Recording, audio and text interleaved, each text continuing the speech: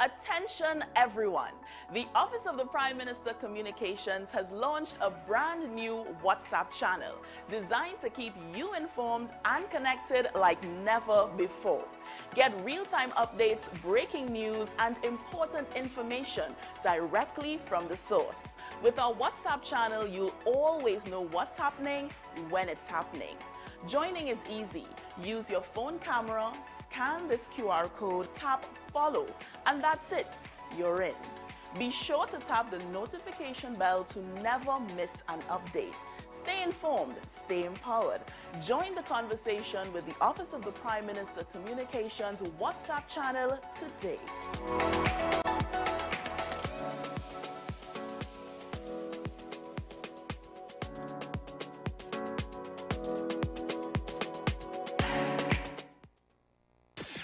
WESN.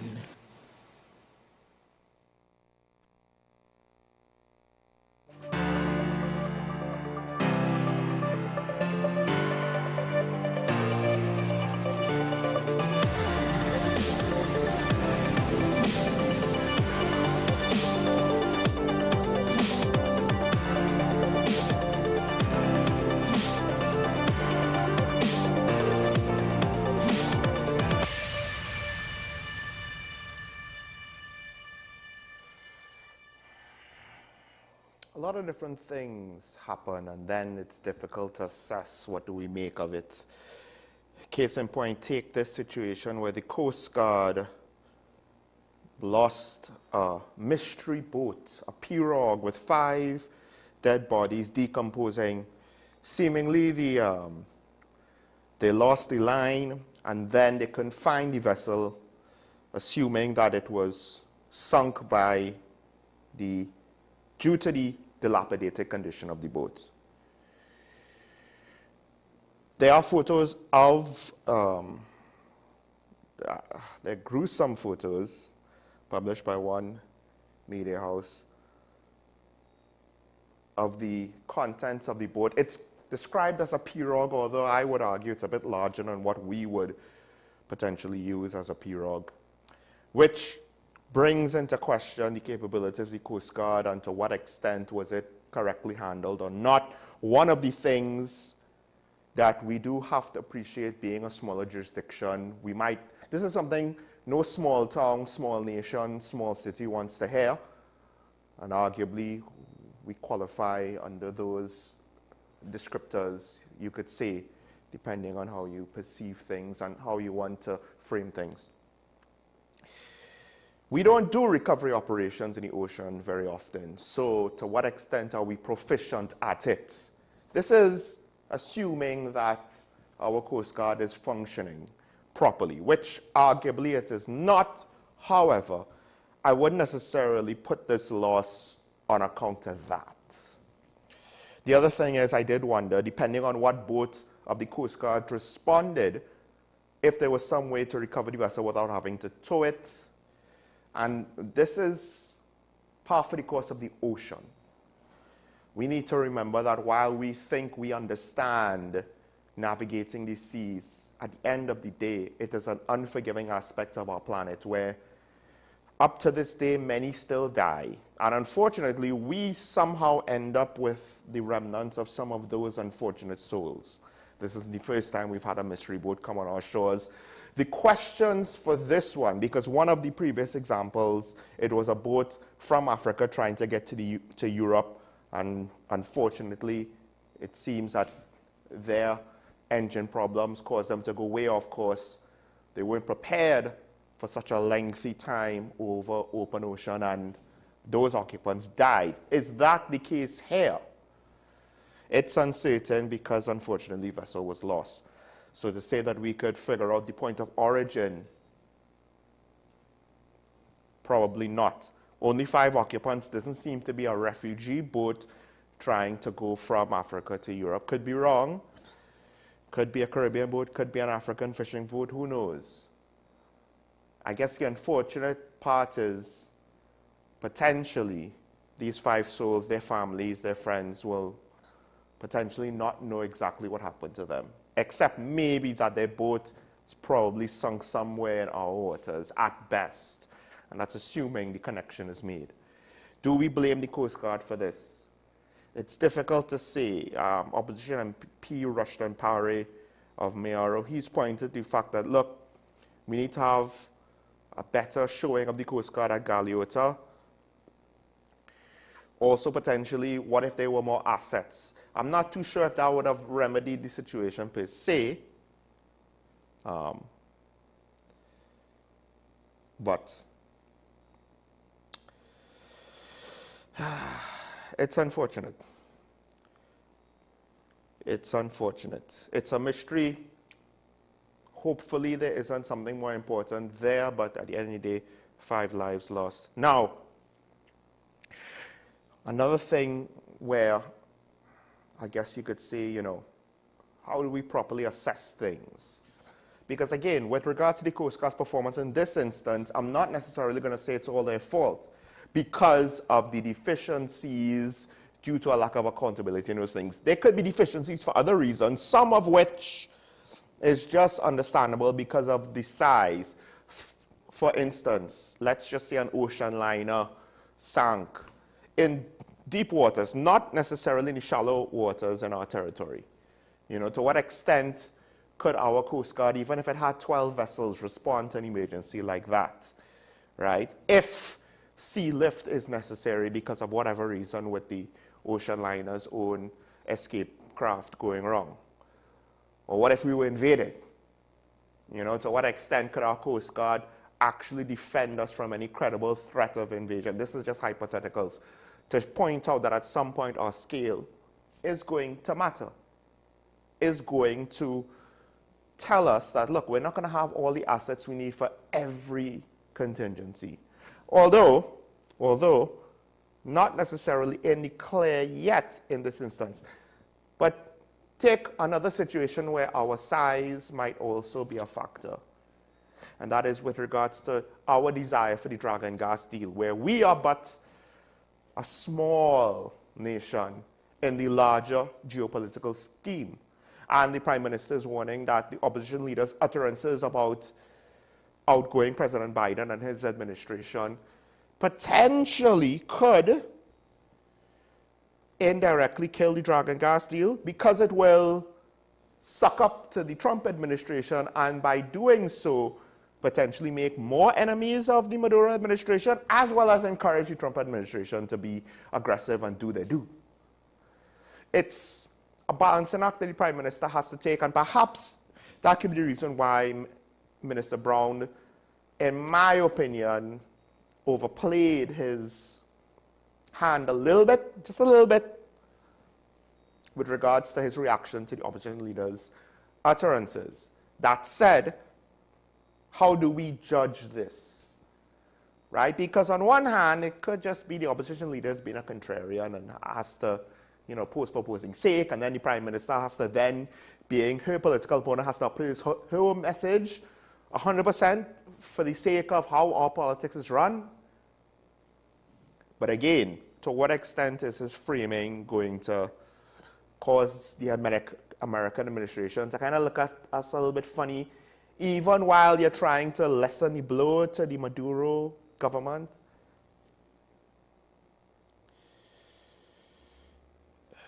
And this is where perhaps maybe being small could play in our favor, because maybe it might be easier to tell America, hey, it's not that serious, all right? We just kind of have a little internal thing. You know how it goes sometimes, where the internal stuff gets played out a little bit externally sometimes. You know what I mean?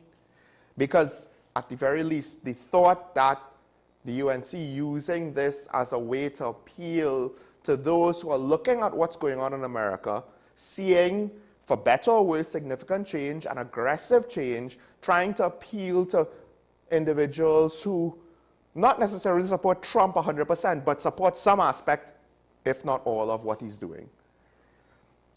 That might work. That might work in part because the PNM kind of put themselves on a more liberal facing or a liberal side of the equation. And maybe this is where we'll see our two parties give more lip service to ideology that as of right now, isn't that pertinent to our political discussion, the way how it is framed. Perhaps there are versions of it that matter to us, but not to the degree that America's vision matters to Americans. I think the Prime Minister's statement is not without merit. It's something to be considered, but it might be a bit too far to come to that conclusion because, again, I don't necessarily think what Dr. Brown said. I think he overplayed his hand. I don't think we're gonna see any negative consequences for it. To what extent are we going to see negative consequences for Kamala Prasad-Bissess's statements? I don't necessarily think so. It might be easy to want to put the blame there, and perhaps that's hedging the bets. If drag and deal goes wrong, we could point a finger of blame. And it would be hard to disprove that blame, to be honest. And that's why, as a strategy, it actually kind of makes sense, even if I don't necessarily like it. Because I do feel the drag and deal situation, again, is in jeopardy, not because primarily of what the opposition leader said in this instance, but rather the fact that it's out of our hands, really. And to try to, this is one of the things that's interesting about human nature. Sometimes it's very arrogant of us to assume that what we do matters in a larger scheme of things, right? It's one of the things I fear about the climate debate, whereas some of the changes to the climate has nothing to do with us. But we just want to assume that it's all about us. Well, what if what I just said is correct? Then what do we do? And it's similar with regards to the United States-Venezuelan relations. We're small, as I said, and perhaps that's a good thing in the sense of we might not face negative repercussions, maybe, because we're too small, we're too, I guess, bear with me, insignificant. But the problem is, it works both ways. It also potentially means our ability to affect the outcome is very limited, if not non-existent. So, to what extent is this going to be a situation that is going to be dictated to us and inflicted upon us? A situation that, while it's not guaranteed to happen that way, at the end of the day, this is not something that could not have been foreseen as a potential possibility with a reasonable degree of probability. One that, to some extent, I understand optics and messaging, but if you over-index on trying to give a brave face on a confident front, we're not worried about that. That's not a problem. That's not a thing. When it becomes a thing, it kind of takes all of that messaging, undermines it, and then further undermines your credibility. Whether it's fair or not, that's a whole other debatable topic. Last thing I want to get into this morning. So the health ministry is warning people not to eat African snails. And it's one of those things where I know it can be done in Africa. I don't know if it should be done in TNT. That's what of, how do you now judge this? The ministry is concerned that, look, it has, it's a major reservoir host for the rat lungworm, which may cause meningitis. Also, it can harbor bacteria such as salmonella. And because of their feeding habits, might feed on plants or chemicals that could leave toxic residues in their bodies, potentially making them harmful if consumed. So to some extent, some of these things might not be details that occur in Africa. There might be certain environmental conditions, whether natural or man-made, here that might cause the situation, the math, the equation to be different than over there. So, I mean, I was intrigued by it. If I didn't make it clear, I'm not too sure if I would have been enthused to try it. And there are certain things that I am not necessarily enthused to try. One is pufferfish. It is what it is. I know there are chefs that know how to do it. I'm good. I don't need to try it. I really don't. There's certain other things closer to home which, you know, I should like, but I just don't feel the need to try. Like, and some people might say this is sacrilegious, and how dare I include this in a conversation that includes African snails. But, you know, I'm just not a fan of black pudding. I don't know what it is. It's just not for me. Would I try African snails before black pudding? I have no idea. But the thing is, locally, we kind of have to prove that we could cook it safely, right? And who's going to be that guinea pig? Now, apparently that chef who's doing it, I assume he's done it once before. He said it tastes like conch. All right, cool.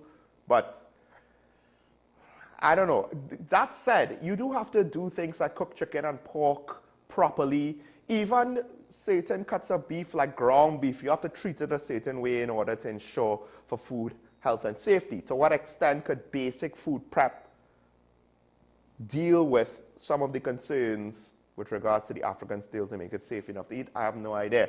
I am still intrigued by the thought of taking a pest that is an issue with regards to our ecological balance, that could be an invasive species, and turning it into a resource.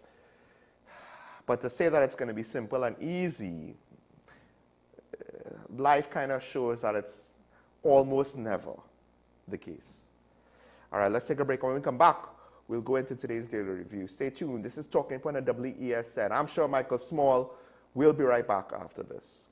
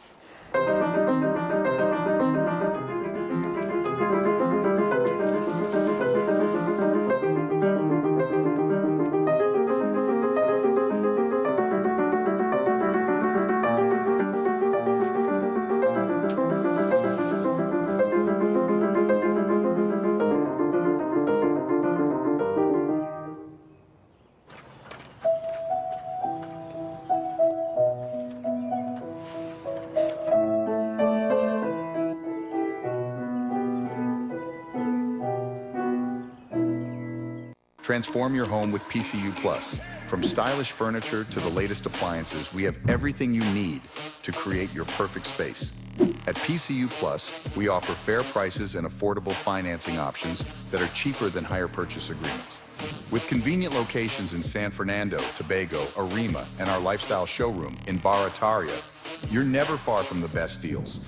Visit PCU Plus today and discover why we're the top choice for quality furniture and appliances. PCU Plus. Quality you trust, prices you'll love. Visit one of our locations or find us online to start transforming your home today. Simon's Musical Supplies Limited. We are the specialist in new and used musical instruments, carrying top brands like Yamaha, Pearl River pianos, vinyl and Sabian cymbals, Remo and Evans drumheads and Fender guitars, just to name a few. Also a wide assortment of music books, pan and accessories. At Simon's, we service what we sell. Trust the leader. Call us now at 625-6412 or visit us at 20 Board Street, Port of Spain. Do you need treatment for obesity or any related abdominal procedures? The community hospital now offers minimally invasive laparoscopic surgery done by an American-trained, board-certified surgeon with over 20 years' experience. Give us a call at 235-5479 for more information. The Community Hospital of Seventh-day Adventist, where good private health care is affordable.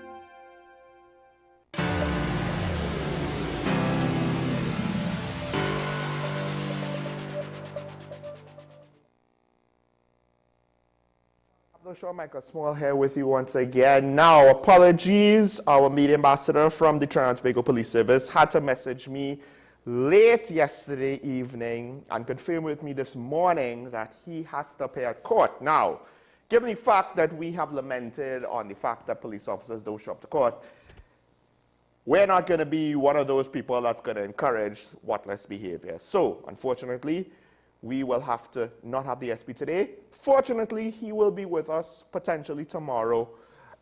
So we're looking forward to that. Now, with that out of the way, let's go straight into today's daily review.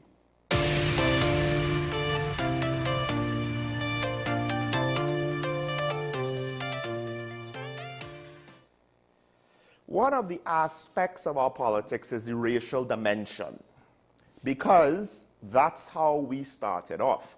A twin Nigerian republic with two racial groups that were larger than others, around which our political efforts have been centered, at least to some extent for the most part of our history, on an individual basis of those two races. There wasn't a lot of mixing.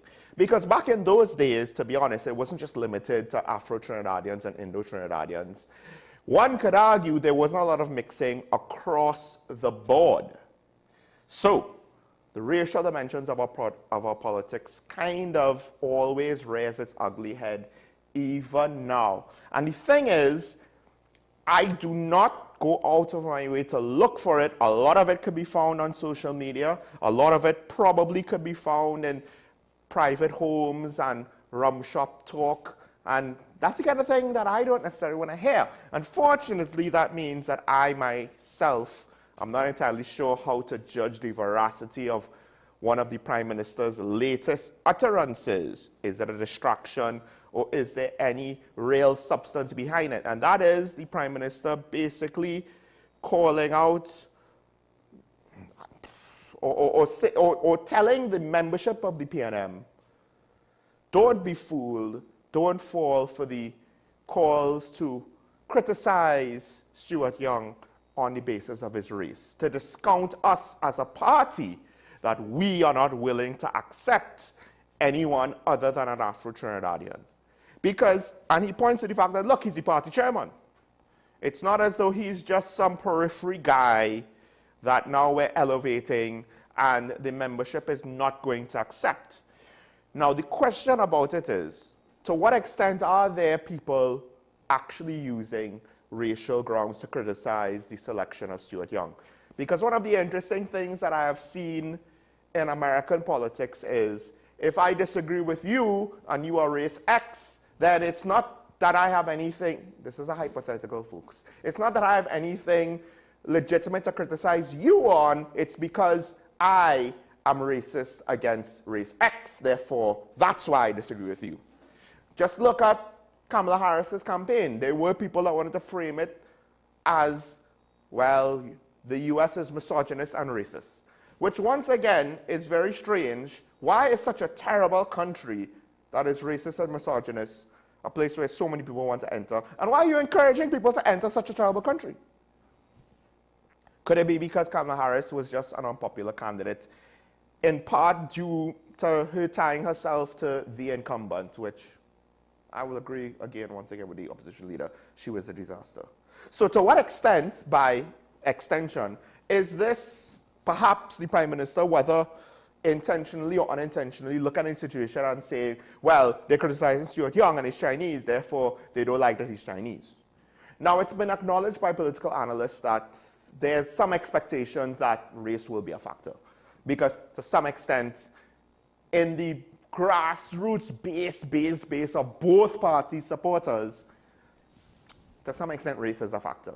Here's the thing with the PNM though, and the Prime Minister has essentially tried to say that the PNM has had a role in fostering, this is a report, interracial solidarity, calling it a shining star.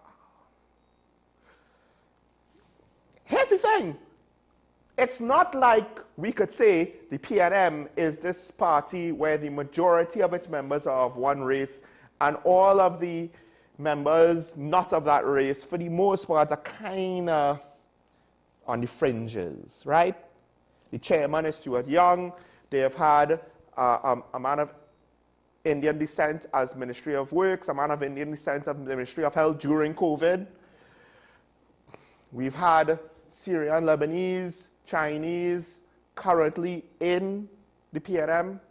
Minister of Trade, Paula Gopi-Schoon, a lot of mixed people in the PNM. We've got Tobagonians, Trinidadians. It's a wide variety. And to some extent, Minister of Agriculture, Kazim Hussain, and to some extent a wide variety of supporters, right? But of course, if you're, I can't speak to the rest of the country. If you're in Port of Spain, most of these supporters are going to be Afro-Trinidadians. Not all, though. Not all.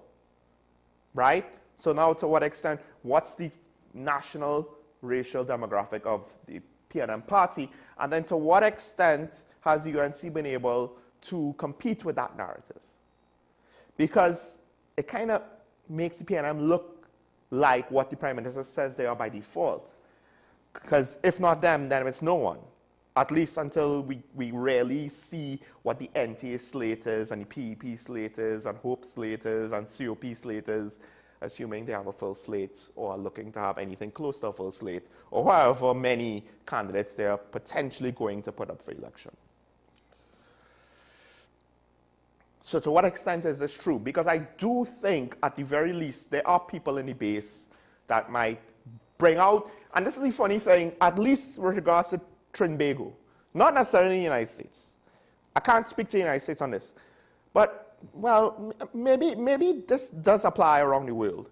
Not every racial slur is meant to be racist. Some of it is just meant to be insensitive and insulting and crass and derogatory, but not because you dislike the race, but because you just want to pull something derogatory out of your pocket to say, and you're foolish enough and insensitive enough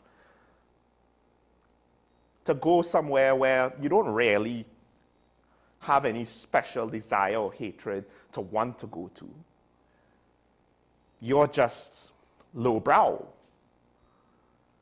And to some extent, we see that sometimes, every now and then when I go and see the comments on social media of certain political things, you kind of see it, right? And maybe I should look at it more, but that level of negativity is just one of those things, and I think Keaton would agree with me, and others within WSN, and even across other media channels, but I can't speak for them. I don't want to engage with that. I don't want to even read that. It is depressing. It is actually shocking to read it, even though I know it exists. Now, to what extent are those things serious criticisms of Stuart Young being? And here's the thing, I don't think the Prime Minister said that Stuart Young is going to be the next political leader, the next Prime Minister of the country come the next term. So to what extent could a lot of this be premature? It'll be very funny if a lot of fuss is made out of his racial ancestry and the potential criticisms because of it, racially charged criticisms, and then the process actually happens and someone else is selected as political leader. Not saying that I expect that to happen. The indicators that we have is Stuart Young is going to be the political leader into the next election and potentially beyond. And perhaps what we should do as a country is not give the PNM any sort of benefit of the doubt and just go with the narrative that they are making obvious to us without making it obvious, for better or worse. Until they tell us otherwise, I'm going to assume this is the guy. I think it's reasonable to do so. If they don't want us to do so, it's their fault for not clarifying the specifics about what's going on. But to what extent, and this goes back to what I asked at the beginning, well, not even just at the beginning of all of this, but even years ago when we spoke about it, because Stuart Young was one of those obvious candidates who was going to break the mold if he got that position of political leader of the PNM. Are we ready for anything but specific, well, to some extent generally an Afro-Trinbagonian leading the PNM or Indo-Trinbagonian leading the UNC? And then specifically, are we ready for anything other than those two nations to lead any party? Those are two similar, not necessarily the same question. And there are two questions I think we really need to figure out as a nation. As a nation, not just as an individual party. Because to some extent, those of us who are independent or not affiliated with the other party or what have you, right, need to understand that what happens within political parties, they affect the rest of the country. So, again, now we have to ask ourselves, are we ready for a Chinese Prime Minister? We had a Chinese Governor General, I believe. But this is a little bit different, right? This is just a little bit different. So, I don't know to what extent real political criticisms is coming because of his race. But I do think it would be wise of us to potentially identify the potential forgive my repeated use, of what could happen, because we have seen bursts of racism or racially charged statements pop up before. And if it gets out of hand, then once that train leaves the station, it might be very hard to call it back. But I leave it up to you to determine if you think the Prime Minister's statements are warranted or not. It's not that I don't believe him that it happens, it's just to what degree are these things happening to then make it significant enough that we should care. But I do believe, again, that we should potentially care whether or not it has happened already to hopefully prevent it from happening at all. Maybe. But let's move on to the next story.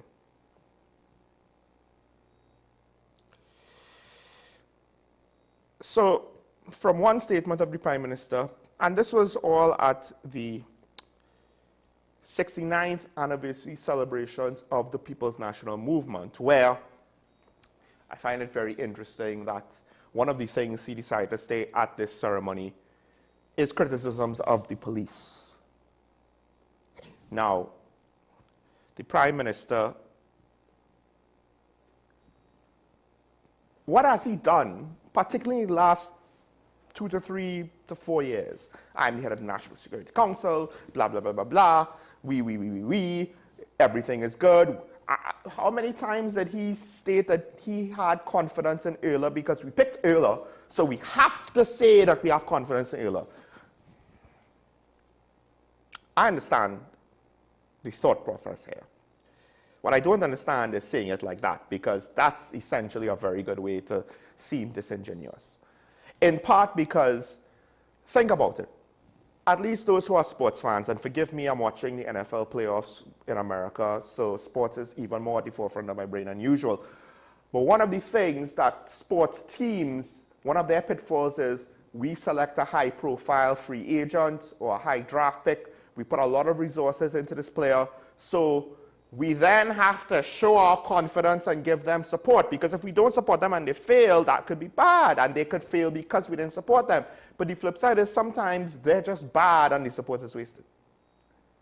So to what, now he didn't necessarily name the commissioner in his criticisms. He complained about the police and the policing. But here's the thing. Part of how policing is done is due to the leadership and the lack of accountability. Because he's complaining about how, you know, some of the police, I mean, this is the second time he's said this, that they're not putting any kind of effort that they used to put in. He gave an example where they arrested someone in the wee hours of the morning and walked him to the police station. The fact that they didn't have a car did not stop them. This is in Tobago when he was a very young man, or maybe even before he was an adult. And he's quoted saying, that's how police used to work. They're telling you they don't have resources. And I mean, to some extent, what he's saying is not untrue. It's just that where was this? I don't know how many last year, the year before last, the year before that. Because these things were being experienced by the population then. So to what extent now that you're outgoing, and I don't know if perhaps this is trying to lay the groundwork of a change in the police leadership, but the problem is you oversaw the police. You were the government. You were the head of the National Security Council. You appointed the Minister of National Security. You set the budget which allocated resources to the police.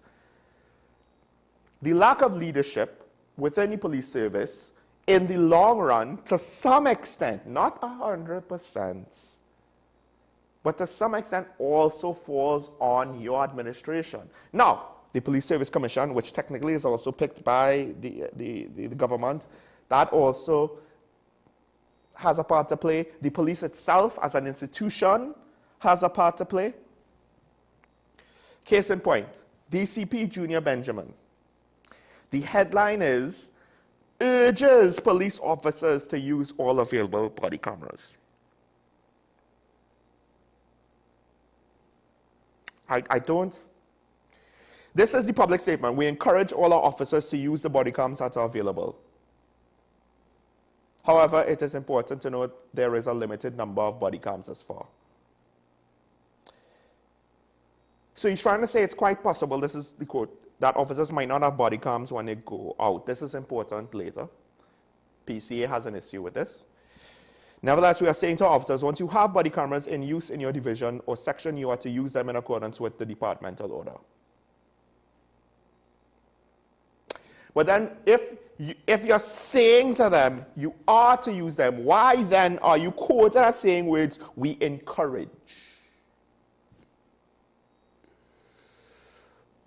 Being a police officer is not like being a volunteer at an NGO, where you could opt out at any time because you're a volunteer, right? Being a police officer is not even like being a normal worker in more conventional jobs. Being a police officer is a paramilitary organization where your superiors give you orders and you have to carry them out. Assuming, I mean, in all jobs, if an order is reasonable, you should carry it out. But there's no such thing in policing as, well, that's not in my job description. They got body cameras. You can't, the union can't then go and say, well, body camera use is not within the job description of the police. So I don't understand what is with this, we are urging, we implore, we appeal, you should. Or how about, and yesterday, so many officers face disability. I understand that the police don't want to get their internal HR situation out in the public. You don't have to give us the individual names, but you need to show the public so that we can have confidence. Two things, one of two things at least.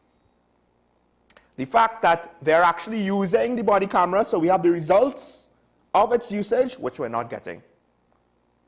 Or the fact that you could tell us and show us that you're disciplining officers overall, from a macro perspective. So many officers didn't wear it, so we discipline them. How we discipline them? We don't need the specific names. If you understand how to do communication, you should be able to know what you could say, what you can't say, and how to secure the sensitive information and not have that part of your outgoing statements. Because the PCA director, David West, he is saying there's disciplinary action for police not wearing body cameras. That's what's supposed to be said. This is a very basic statement. I don't understand why the leadership of the police, because when you try to hedge your bets, right, you're trying to say, you need to do it, we'll discipline you, but we're urging you to do it. There's room to maneuver there somehow, I don't understand. Now, the problem is, there have been police-involved shootings, and I believe the PCA is saying officers were not wearing their body cameras. This is a problem. My issue is, and I've said this before, the PCA seems to be like a toothless tiger. Now,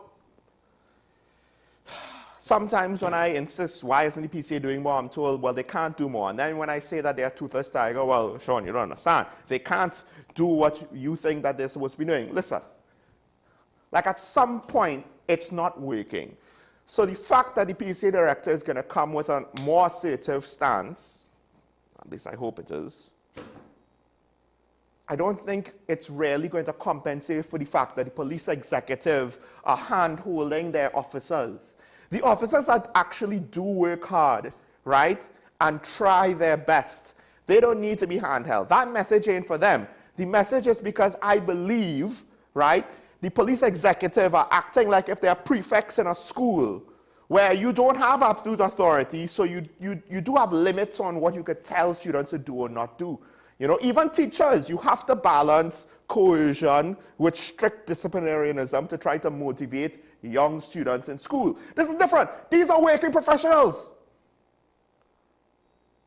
who have a very serious job that they're supposed to take very seriously because the outcomes of failure are severe. And yet, on one hand, yes, let's go back to DCP Junior Benjamin. When you're saying you'll be disciplined if you don't wear them, so we urge you to wear them. We're urging, we would like, please wear them. What are you appealing to them for? These are not children. If you're having to treat them like children, if you're trying, because this is what parents do too, they mix coercion with enforcing the rules. These are supposed to be professionals who are supposed to be agents of the state in order to safeguard the population from the criminal element and violence in our society. Not kids who you have to try to encourage them to eat their broccoli. So when you, in the same breath, say, we urge you to wear it, otherwise you'll be disciplined. No, what you're supposed to say is, you have to wear it. All available body cameras have to be used. The only excuse that is acceptable is that a body camera was not available. That's it.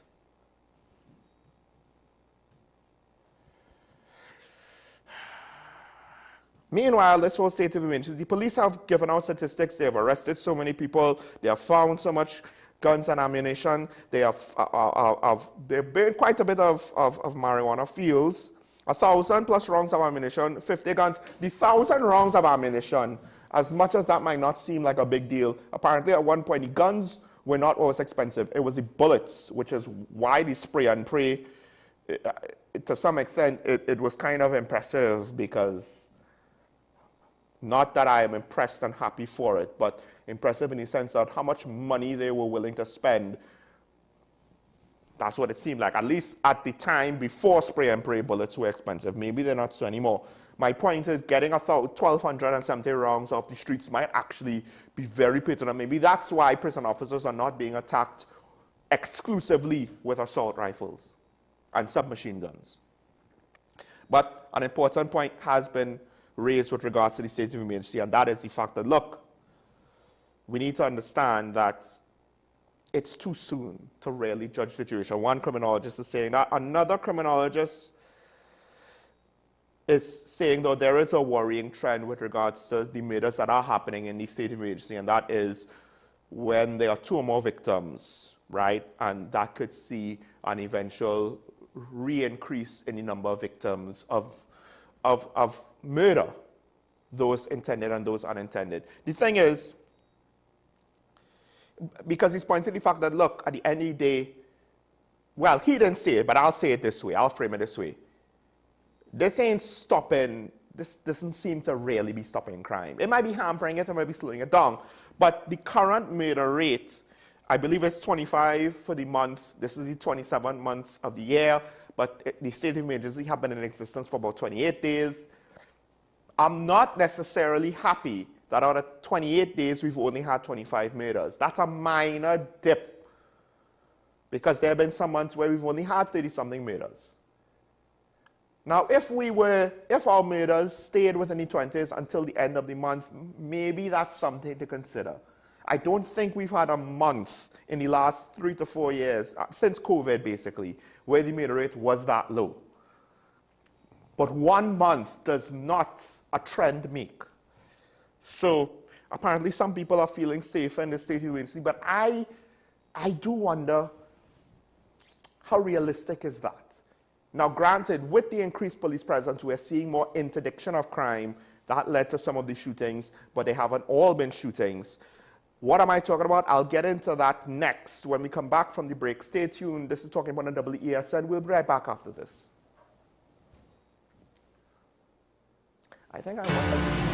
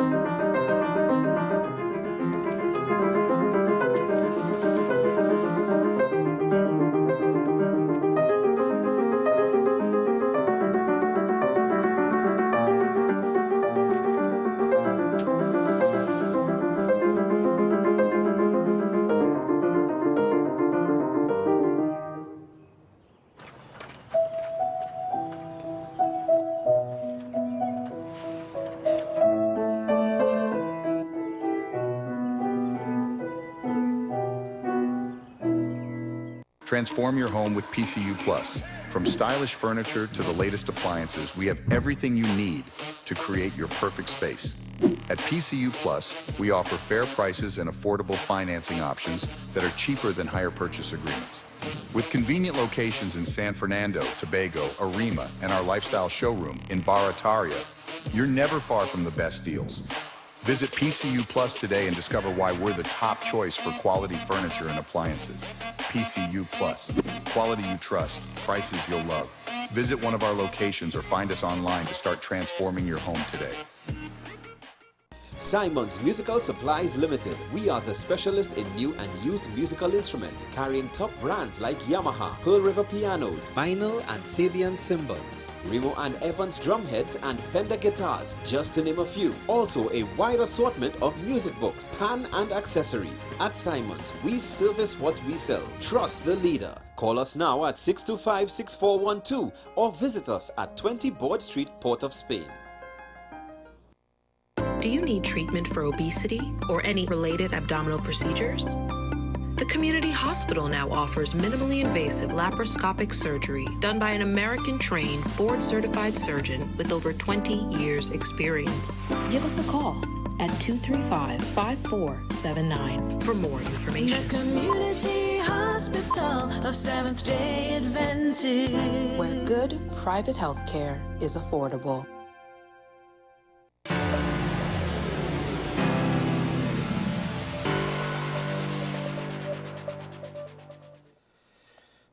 So some people are feeling safer with the SOE. Maybe it's because of the extra presence of the police that they could see. Maybe it's because of some of the results on some of the cases.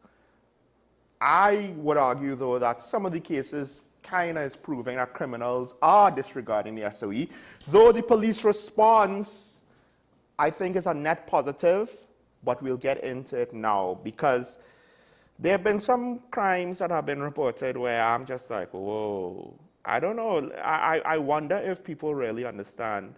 We're in a state of emergency and you're willing to do this. These criminals seem to be disregarding or forgetting that there's an SOE. Now, the first story, wigged bandit robs minimart with toy gun.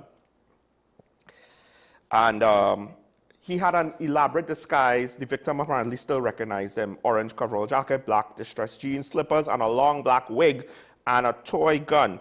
Robbed the store. The police responded. Found the man still hiding in the bushy area, because he ran into a bushy area across the road. The police responded, found him in that area, and retrieved the stolen items. Kudos on the police. In this case, I could argue because, well, it was a toy gun.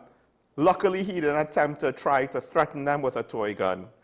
Because, and I say luckily, because I could see where the police would respond reasonably, and yet the public, including myself, will have a lot of questions and a lot of doubt.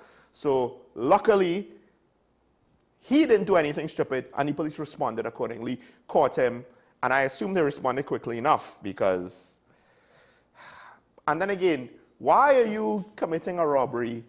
And this seems like one of those amateurs that just, I don't know if he's desperate for money or what, but he was out of his depth. A disguise that didn't disguise him, and then an escape plan that didn't allow him to escape. He was picked up too sweet. Meanwhile, there was another situation. I didn't look into it closely, but again, I want to give the police kudos here for similar reasons. Apparently, 3 suspects robbed a Catholic priest Saturday morning. They were intercepted and arrested. Again, no gunfight, right? So to some extent, should we be looking to assume the police are trigger happy in situations like this? They arrested the 3 suspects. This has been confirmed by the Vicar for Communications, Father Robert Christo. Officers, with the aid of the Air Support Tactical Support Unit, were able to spot the suspects during their attempted escape. Now, does that mean that we have an air asset like a aircraft or a drone? Or is it just a unit that's named that in paper, but they're on the ground like anybody else? I have no idea. Hopefully, I assume it's a drone. I don't think we have helicopters operating to that extent. Maybe I'm wrong. And we don't have the blimp, which was not as foolish as some people think, but I digress. Again, Father White was shot during the car robbery. He's currently being hospitalized. But the police took the suspects in custody. There's no report of a shootout and suspects being killed. I don't know if maybe the police executives somehow were able to tell their officers, hey, let's not be cowboys when we're trying to arrest suspects. Or maybe these suspects kind of saw, hey, the last fools that shot at the police got killed, so let's not do that. Even though we are potentially armed, we're reported of shooting the priest. Let's not do that. So maybe we're lucky again that the criminals in this case decided not to do anything stupid, and thereby we don't have to have these questions which unfortunately roll off the tip of the tongue when things like this happens, because they seemingly happen too often. So maybe it's not the police being trigger happy. Now, this is where and again, look, some fool looking to rob a store where he's known, we're in a state of emergency. Why would he decide to do that? Now they're robbing priests. I hope this does not, again, we've seen churches being robbed. We've seen Hindu and Muslim places of worship being desecrated. I hope this is not a sign of a continuing trend of crime against religious figures, places of worship, or holy men or women. But there's no regard for the sanctity of religion, which is strange in our society where we're somewhat religiously conservative. But I guess young people are not, and that's where a lot of the criminal element exists in that demographic. So sacred cows, they're drying up one by one. Meanwhile, state of emergency, right? So you're going after shops, you're going after priests, you're going after security guards. Woodland Hindu School, the security guard was assaulted. An MTS security guard, so state company, right? Robbing of her vehicle and valuables worth approximately $3,000. The vehicles was worth approximately $25,000. Police responded to the scene. Their searches were unsuccessful. Investigations are still ongoing. This is where I'm starting to think more and more.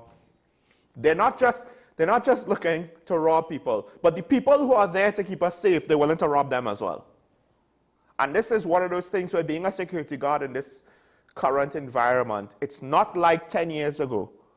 And I am concerned for citizens taking up that job, because they're not necessarily police officers. To what extent they're in a middle ground where how brave are they going to be? How much risk are they going to be willing to take? And how much risk should we now expect security guards be expected to take? I'm not entirely sure, but here we go. The security guard was the target.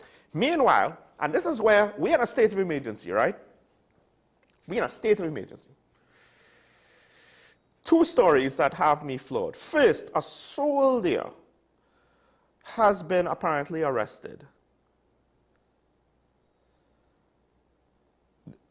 I'm not too sure if it's been confirmed that he's a soldier. He's reportedly a member of the defense force with regards to a robbery that was caught on surveillance cameras, where he was wearing a black broad brim hat and full camouflage outfit. Demanded money from the cashiers at gunpoint. So fled on foot, pointing his weapons at bystanders outside the supermarket. This is in Tobago. Police officers responded. There was a second suspect, emerged from the bushes, opened fire on them. One officer was shot. He was taken in the arm, so he's in the hospital, I believe, recovering. Police later detained one suspect who was reportedly a member of the defense force. So it's not clear if it's the person who was on the CCTV footage who robbed the store itself. He is apparently assisting the police with their investigations. Member of the defense force. You know what's worse than crime continuing in a state of emergency, seemingly unabated? When crime is potentially being carried out by a member of one of the arms of our national security apparatus. What does that say about the national security apparatus? But that's not all. There's a second story where police had to arrest a prison officer due to, well, I believe he tried to go on his shoulder. he was overtaking a line of traffic. I'm not entirely sure how, right? The police stopped the driver at around 10:30 a.m. and allegedly he was displaying signs of intoxication, slurred speech and the like. So what essentially played out was the prison officer trying to pull rank, because reportedly he's a sergeant, this is the driver of the vehicle, who is alleged to be intoxicated driving at 10:30 a.m. We even talking, he went out after work for drinks or at 10:30 a.m. Apparently he's driving drunk, allegedly. He is reported to have stating, wait, was that, now all yeah is constables, get somebody my rank to deal with me. And this is a very real phenomenon that happens within the police service, where officers have to deal with senior officers or people hiding behind senior officers trying to break the law, trying to do the wrong thing.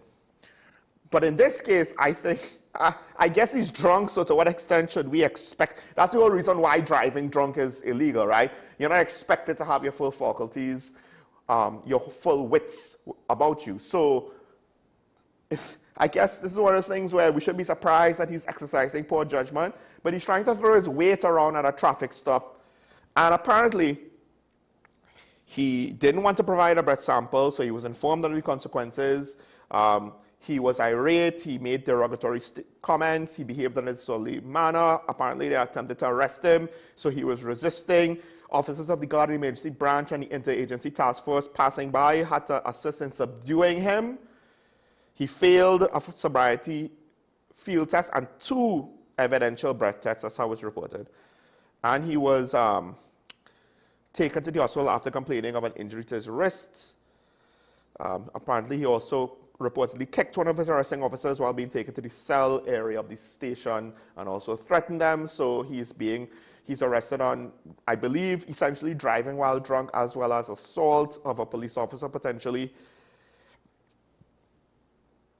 And to some extent, this is not new. Not saying that all prison officers, all soldiers, all fire officers, all Coast Guard officers, or police officers do this. But this is not new. And this happens even within the police service with other police. So one of the things is this prison officer should be, I guess, grateful that by all accounts it was handled, again, professionally. So I am grateful for that by the police service. And this is where some people might not understand.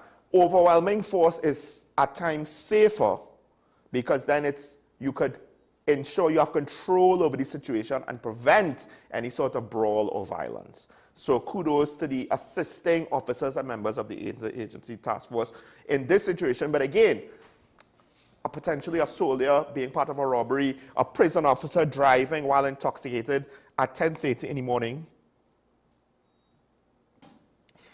Last thing I want to get into with the whole situation with the poor woman who was shot dead in Ibiza. They're looking to get the forensic report. The problem is, with regards to the death of 2 suspects within prison custody, we've seen where independent autopsies disagreed with the cause of death. Let's just put it that way.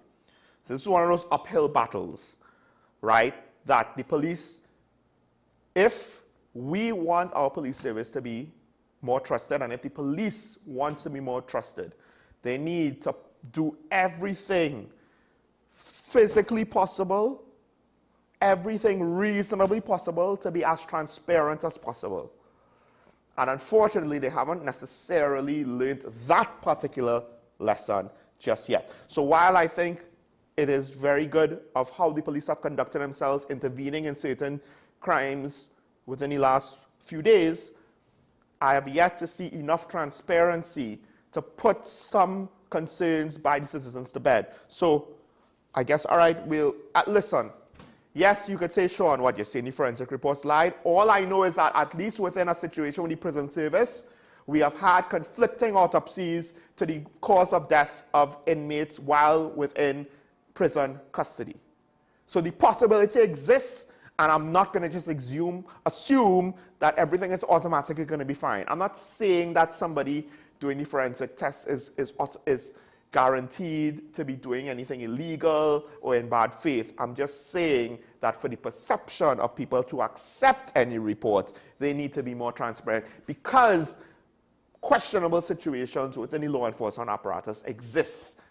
It doesn't have to be any funny business going on for people to perceive that there's funny business going on and to mistrust the statements, because this is one of those situations where I think, and rightfully so, the public wants answers and deserves answers, because it's one thing for us to say these criminals shooting up the place and innocent bystanders getting shot. It's another thing potentially for us to have a scenario where the police shot at suspects that didn't have guns within proximity to residential buildings and an innocent civilian got killed in the process, which is a possible scenario.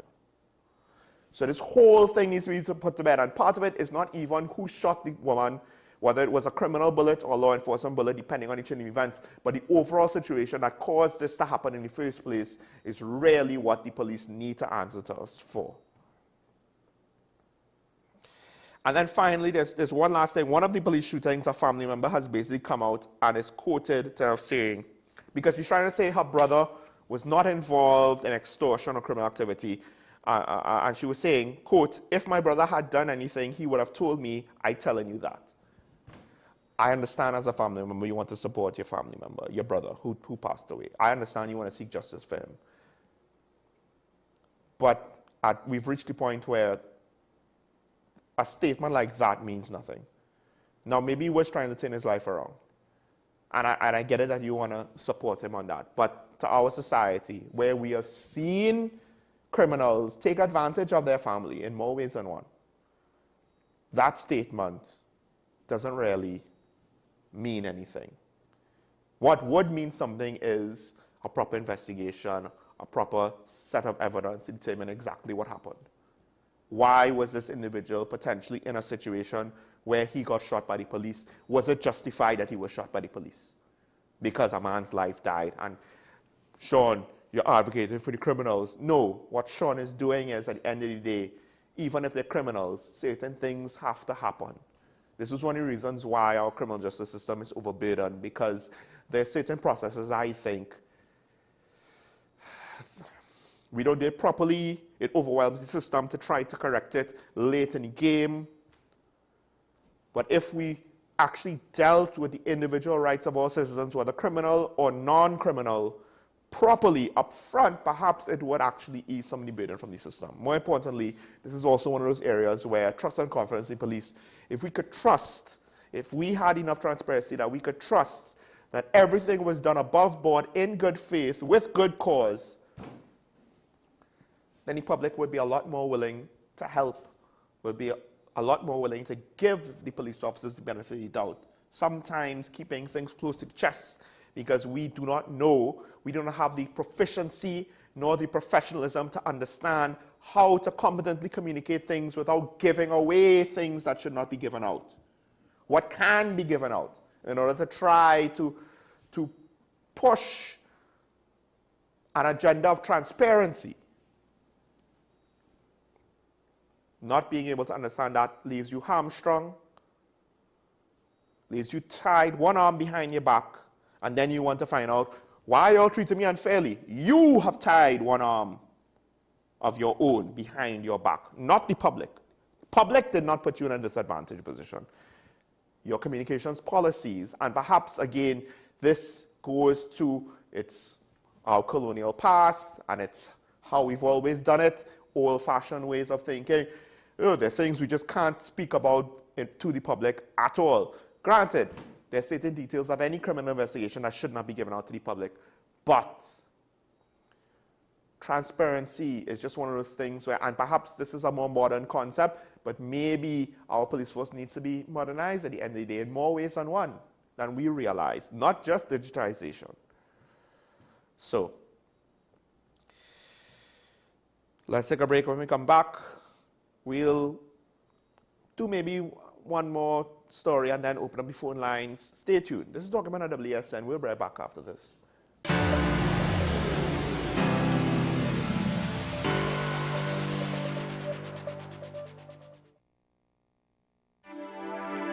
I am Dr. Delphina Ovid, your friendly neighborhood dentist.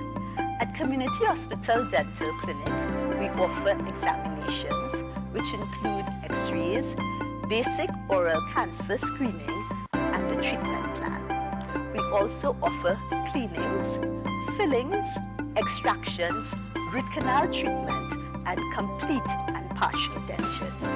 Remember, you don't have to brush and floss all your teeth, just the ones you want to keep. Give us a call at 235-5479. The Community Hospital of Seventh-day Adventist, Where good private health care is affordable. Knowing how to tell authentic is as easy as 1, 2, 3. Find it, match it, search it. Step 1. Find the style number on the tag. Step 2. Match the style number inside the jersey with the number on the tag. Step 3. Search it. A quick Google search of the style number will verify the jersey is authentic when the search results match the jersey being searched. Don't be fooled by counterfeit jerseys. Before you buy, remember to find it, match it, search it. Fan Zone, 2 locations nationwide. Center City Mall, Chaguanas and Movietown, Port of Spain. Nationwide delivery available.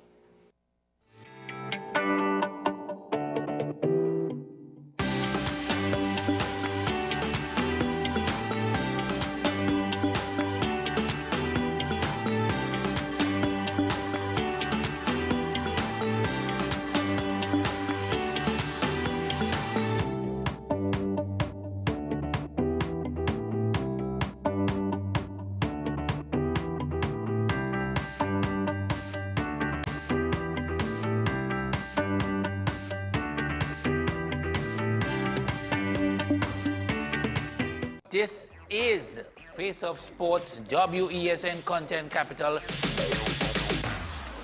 How you felt about the kiss on the lip? That's the business. I'm nothing to do with that. I find that was distasteful. The national senior team, whether you like it or not, that is the model for all other teams to follow. I'm assuming that the regional requirement may be a much stricter requirement. This is not about Pro League and Super League. This is a league run by the Normalization Committee that I'm responsible for. Nobody expected FIFA to fund this arrangement. If we don't get a professional attitude towards this, we are doomed for failure. You break the balance, trip the leg, control the body. They ain't gonna stand put forever. Why you want the Chiefs to lose so? Why you want the Chiefs to lose so? They already have 2. Lamar don't Why? have. You're jealous because you know the Chiefs getting closer to the Patriots. Let's go to the last part. No, of the not no. Let's go to the last part.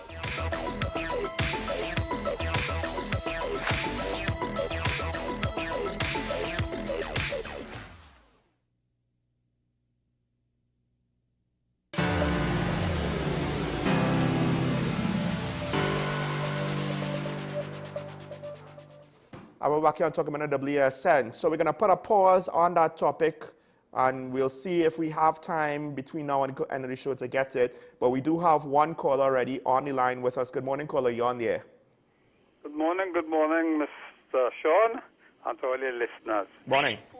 Two issues over the weekend where the Prime Minister again went after the TTPS for basically productivity, etc., etc. And he said the TTPS is not policing. And I'm going to compare that with what I think about the government. The government is not governing because we're in a state of decay, and every ministry basically has questions to answer. So for him to say they're closing up the police station and they're hiding, and now come and say they're not productive and they're not policing, he's leading, they are following his example. We know the police service is now, its present form was as a result of his filling the organizational structure of the police service with his people who he wanted to put inside here. So the end result of how they are performing is a direct result of the present government and all the people they pick. And I've continuously said, look back from the day of policing, is those are the people. So if they were questionable then, 4 or 5 years after, they wouldn't change because they grew up with that. For example, the police commissioner, have anybody asked her how much cases she has fully prosecuted? If she understands what is policing? Or was she always behind the desk all the time? That is what I'm hearing. She doesn't understand the operational part of policing. So if she doesn't understand that, she can't lead her subordinates. They go laugh at her. The other thing I want to talk about is the Minister of Energy. You know what he's told us? He is from Lal Bihari Trace. I want to ask him if you know where Kucharan Trace is. That is the next street next to him. And for him to say that to revamp the education system, are going to identify two issues that and the PNM has neglected. The school children in Penal. There's a research on how climate change has affected the learning with respect to children. And two issues. Temperature in classroom where they do not respond when the temperature is high and you do not have basically air condition. And two, getting to school, flooding. So Penal is a area that directly relates to that United Nations paper on education for children. And what has he done as a Penalian, making a own, to help the people of Penal? You know what he has to prove for us? Don't go and fight these. Caller?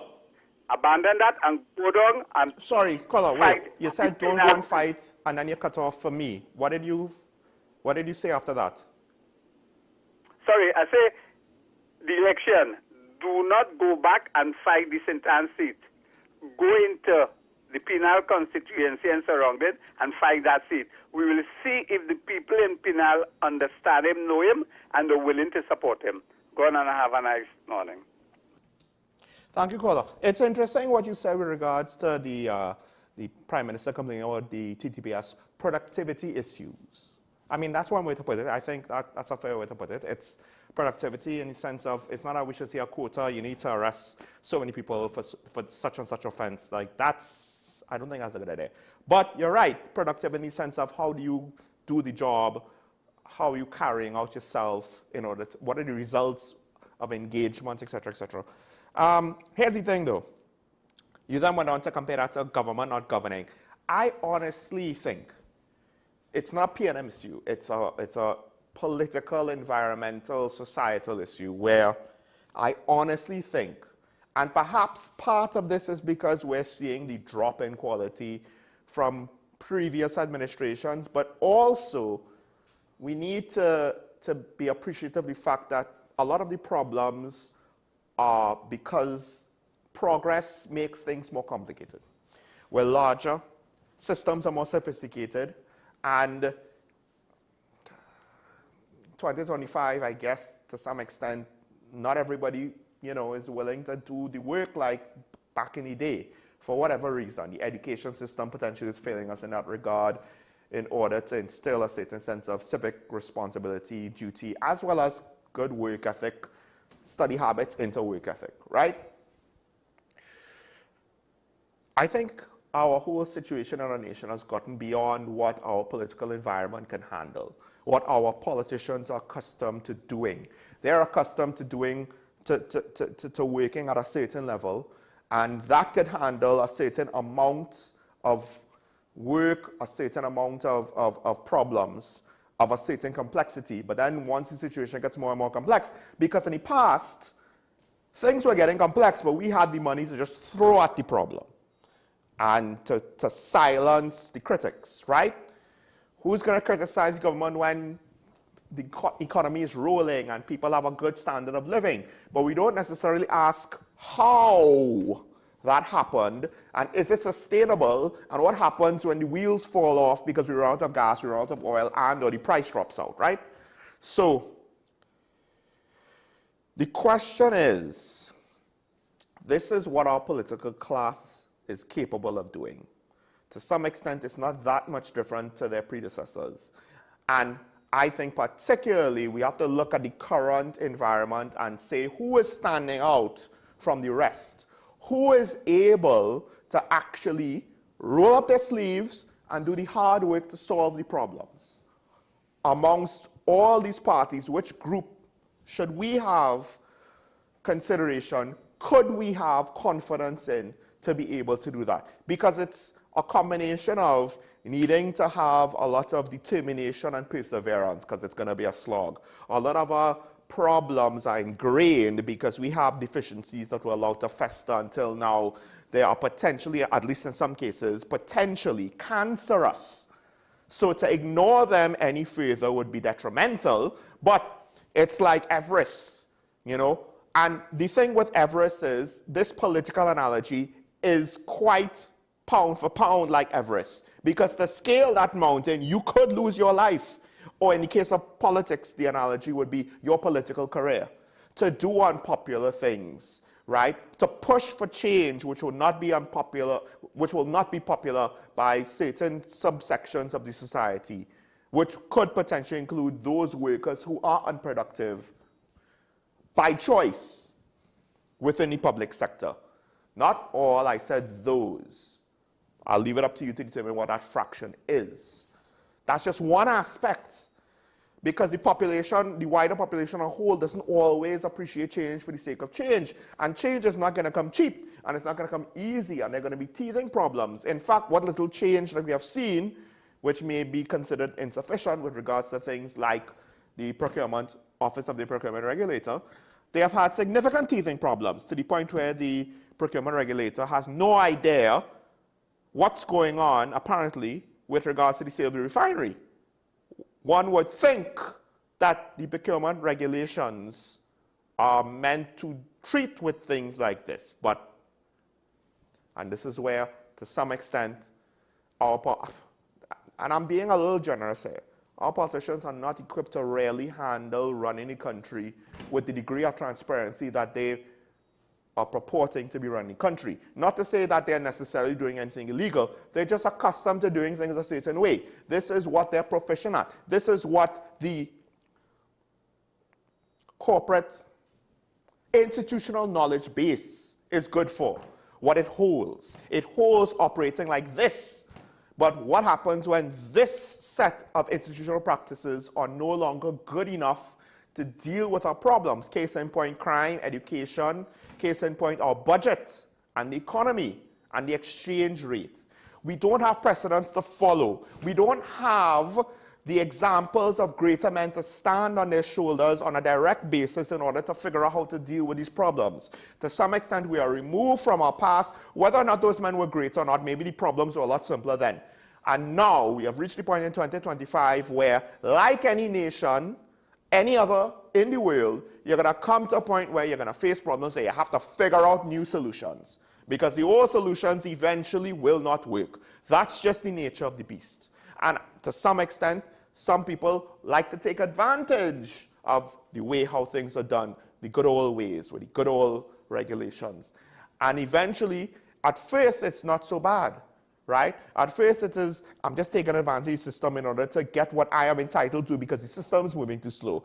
Then I'm only taking a little bit off the top. I'm not really stealing much. Then at least I'm leaving, you know, something in the treasury for you. And then eventually we're being robbed, you know, left, right, and center. Money is being taken hand over fist out of the treasury, with no accountability. Not saying that has happened with the current administration, but that's just an analogy of the escalation of where it can go. Fortunately, ironically, to some extent, it's bad for our immediate economic situation, but because we're all of a sudden poorer than we were 10 years ago, it kind of forced the corruption to not continue growing. Let's just put it that way. And corruption is not just with the elected officials, it's also amongst the public servants and or members in private business who have their links, who have their contacts, and they go beyond. Listen, it's one thing to try to ensure that the licensing officer doesn't treat your child unfairly when they get their driving test. It's another thing to bribe the licensing officer to give them the license even though your child is not ready to be on your road. Right? But as much as the first one seems to not necessarily be an issue, well, it grows. It grows. And are our politicians really capable of treating with these things that to some extent seemed at this point, it's not that it's a cultural thing and this is just who we are. We are so laissez-faire and lackadaisical that we're going to do the wrong thing. And it's fine because, ease up now. No. That's what we'll make a mistake if we think that's what it is. It's not that. And we shouldn't let it be that or masquerade as though somehow this is who we are. No, we should have high expectations for ourselves. But the problem is the politicians kind of see at times the population pushes back against certain things, and then they get scared because they themselves don't have enough backbone to be leaders of the nation. They're just the winners of the popularity contest, so they dare not do unpopular things, or at least things that are too unpopular. Granted, the whole reduction of the fuel subsidy is a point against such thinking. Now, with regards to the police commission, I'll just say this. In a lot of military and paramilitary organizations, headquarter desk riders tend to be promoted because they're headquarters. So, the rare echelon types, they play the political game. They may go out in the field just enough to earn just enough merit if they need to legitimize themselves in the eyes of their peers. That's not always necessary, depending on the circumstances they find themselves in. And I would argue potentially that wasn't necessary for Eli or Christopher. Because unless someone tells me different, from what I understand, but I have very limited information, but from what I understand, caller, your concerns are correct. I don't think she did a lot of field work. I don't believe she did a lot of investigations. Her background is at administration. And in doing so, she would have been always close to the people in power, to the halls of power, to the people in the center of the organization. It's easier to play the political game at headquarters than when you're in the field. The thing with field officers is if they're really good, it's difficult to deny them, to deny their popularity with the rank and file, to deny their popularity due to the results, and some politicians and headquarters people might try to latch on to them for that. But we don't necessarily have a lot of field officers that successful. Maybe we do. But there are a lot of questions with regards to some of them at least, right? Some of which I know that maybe not be out in the public sphere. And then there is the fact that perhaps those in headquarters actively try to diminish the field work. And then the real question we have to ask ourselves is, to what extent is policing being undermined due to internal office politics within the main central offices of the TTPS? Because one of the signs of that potentially happening is when meritocracy is not rewarded. It's easier to reward the used car salesmen and the brown nosers when meritocracy is not the standard, and you don't have to answer to that. And it could be a subjective standard, meritocracy, fair enough. But the fact of the matter is,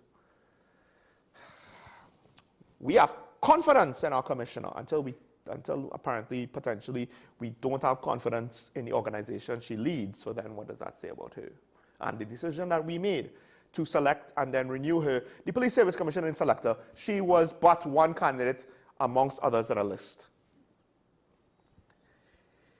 And again, Ayla has done little, not nothing, but has done little to show us that she's anything more than a rare echelon type. And rare echelon, there's an acronym, REMF. I can't say what the MF means. From certain military circles.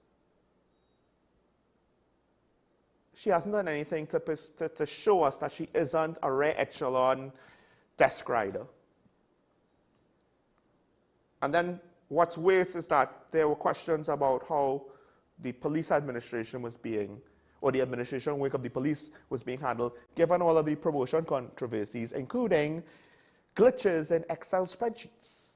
I mean, is it that the computers that the police use, they're that outdated? Or is it that they don't know how to use Excel? Because more often than not, a glitch in Excel that's going to have such an effect on our spreadsheet. Yeah, you can have a glitch. There are ways to recover. There are practices on how to have backups, right, as your work progresses. The implication is that they didn't even know how to properly operate an Excel spreadsheet. It might not be the mistake of one person. Maybe there were multiple users. Maybe it wasn't so much singular offline Excel spreadsheet. It could have been a Google Doc, or which would have a spreadsheet format similar to Excel, or online Excel spreadsheet, which could potentially have been granted access to multiple people. And that could have been where the situation went astray. But again, to just say that it was a glitch, and this is one of the problems we have in TNT. We say, well, a oopsie happened, but then there's no repercussion for it. And we want to try to couch it in a way that, well, it wasn't anybody's fault really to have this catastrophe happen. So please bear with us when no one gets punished for it. Because again, we have the institutional history to operate here, and our problems are probably somewhere here. And that's why everything seems to be out of whack and out of balance. Will Stuart Young not do St. Anne's and go to penal? I have no idea.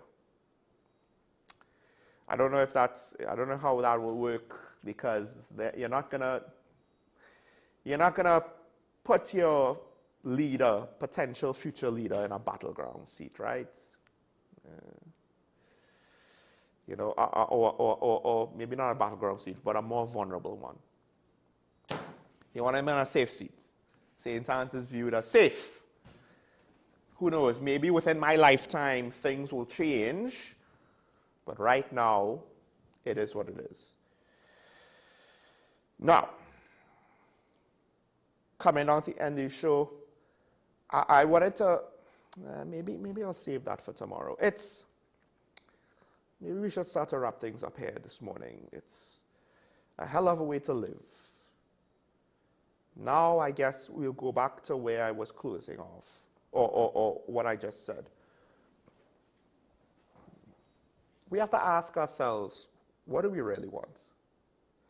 Because I get frustrated, and I have opted out of situations where this happens. Everybody wants what's best for the collective.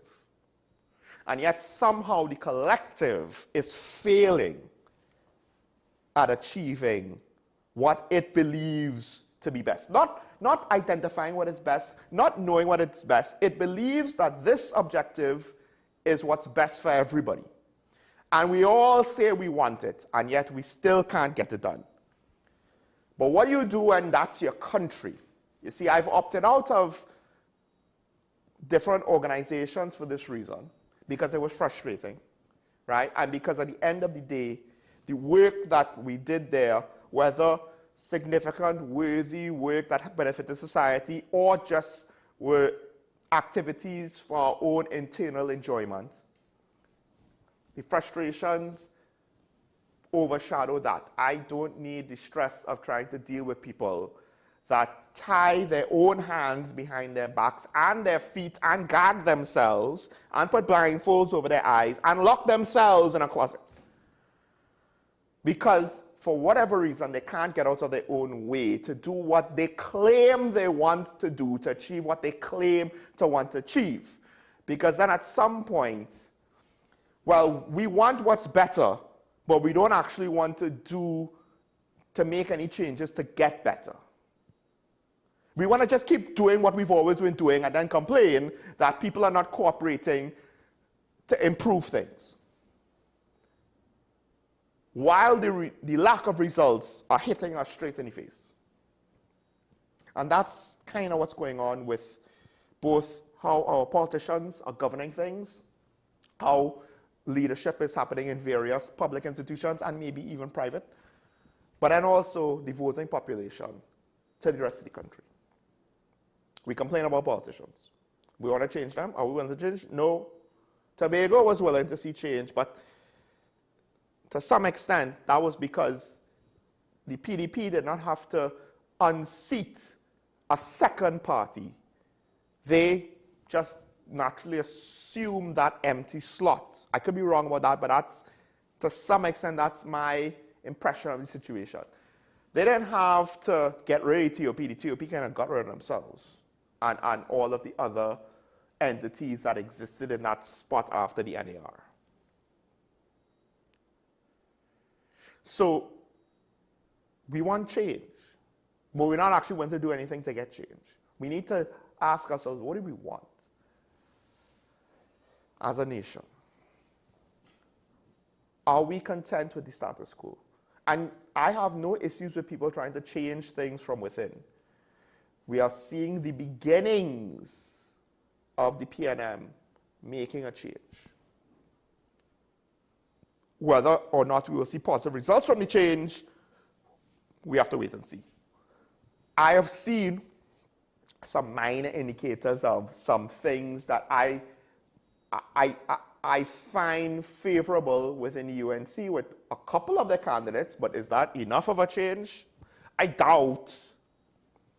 At least it's not nothing, but still. But in no case, and then of course there's the new kids on the block, the NTA Hope, there's the old new kids on the block, the COP, etc., etc., PEP. I don't have any reason to look at any of these entities and have enough confidence to say, hey, them people will bring change. And I understand why America made the decisions it made. Now, when you look at Europe and Canada, well, particularly England, what's happening? They essentially, oh, well, you know, this conservative, oh, they did something, kick them out of office, next conservative political leader, next conservative political leader, we're fed up with them, back to Labour. The problem is, they're not actually, they're just playing tennis, right? You be in charge and you be in charge, and the situation continues to devolve. A radical politician like Donald Trump, or that radical guy in El Salvador, that is going to give us unconventional solutions. Perhaps that's, to some extent, the future of politics, because we're so trapped in the box that and this is why I said our politicians' institutional knowledge, I think, is not equipping them to deal with the issues of 2025 that we face, or even the last years before, right? We're trapped in the box, and we don't know how to consider things outside of the box. We don't know how to implement it. We could barely implement our business-as-usual policies.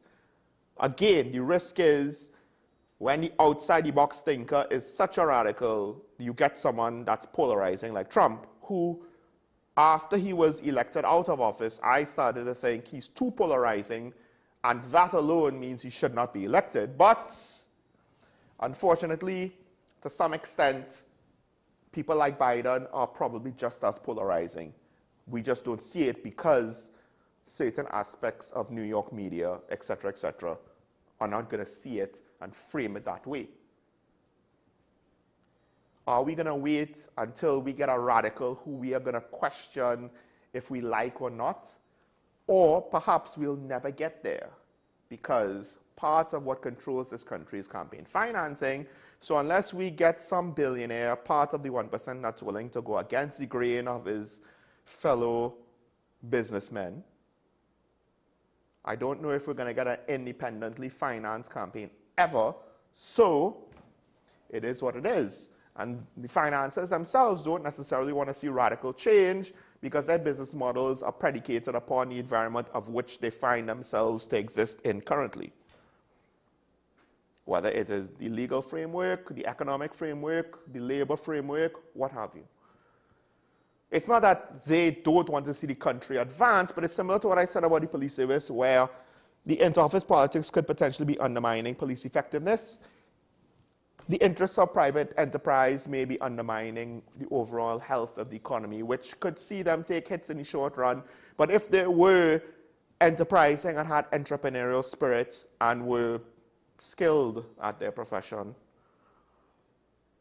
that shouldn't be a problem in the long run. Cream rise to the top.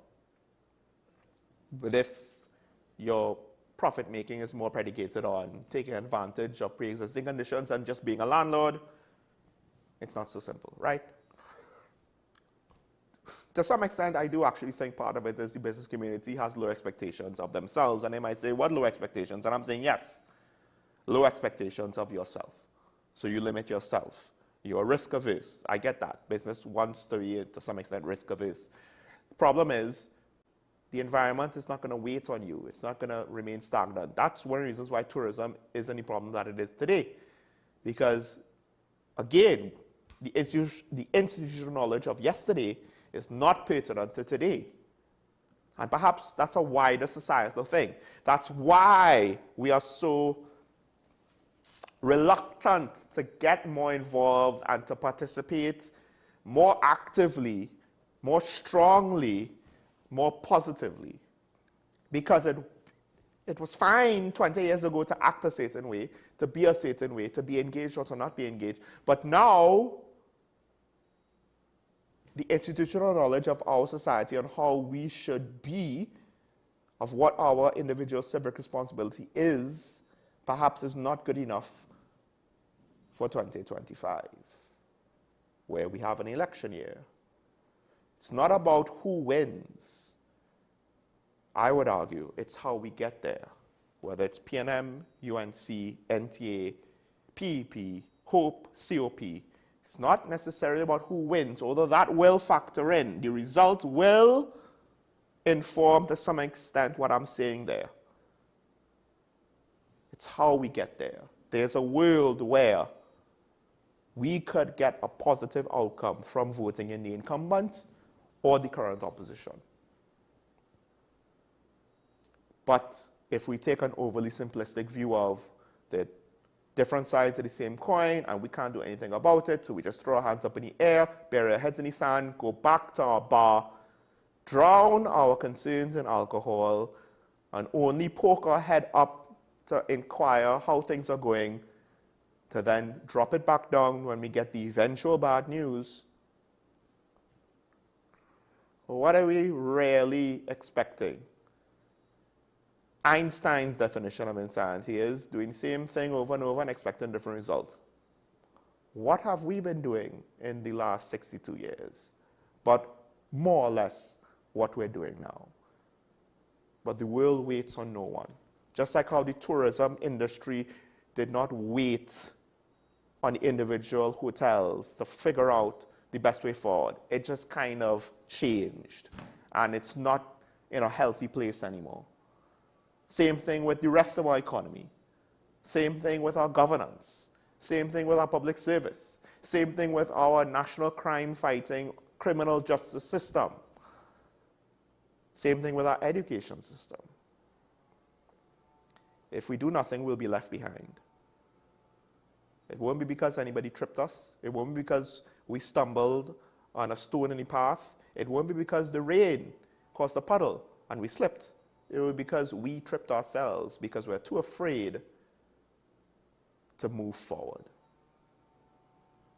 Make today a good day. As my colleague would say, remember your allegiance to the Republic and to each other. Stay safe. And when you engage with your fellow citizens, always remember it's nice to be nice. We will see you tomorrow. Bye-bye.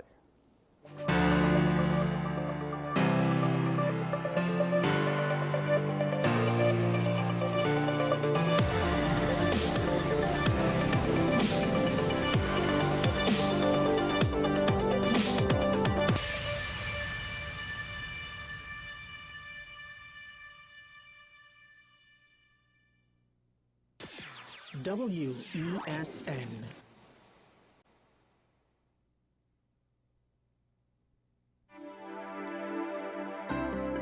Hi, I'm Claudette, radiographer at the radiology departments at the community hospital. We offer high-quality service with state-of-the-art equipment in X-ray, ultrasound, CT, and mammogram. Come, our friendly staff awaits you. Give us a call at 235-5479. The Community Hospital of Seventh-day Adventist, where good private health care is affordable. Simon's Musical Supplies Limited. We are the specialist in new and used musical instruments, carrying top brands like Yamaha, Pearl River pianos, vinyl and Sabian cymbals, Remo and Evans drum heads and Fender guitars, just to name a few. Also a wide assortment of music books, pan and